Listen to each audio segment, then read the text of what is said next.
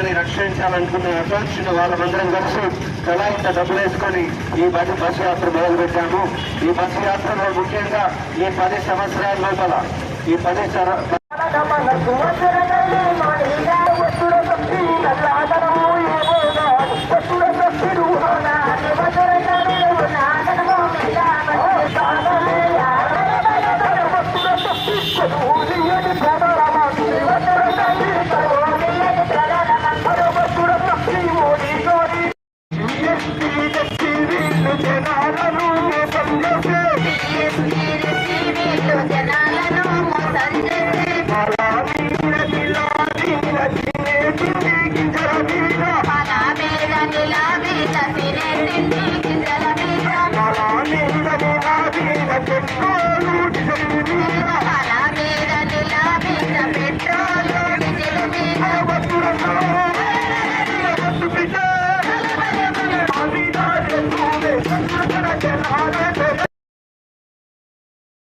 ఇలాంటి ఐఏఎస్ ఆఫీసర్లు ఐపీఎస్ వీళ్ళు కానీ వీళ్ళంతా ఏంటంటే బాగా లంచాలు డబ్బులు బాగా చెప్పి అయిపోతున్నారు. తొందరముదిరి మూసేగా అందరూ ఈ మహానుభావుడిని నాకు ఆయన కంటే నేను దగ్గర 15 సంవత్సరాలు సీనియర్ని.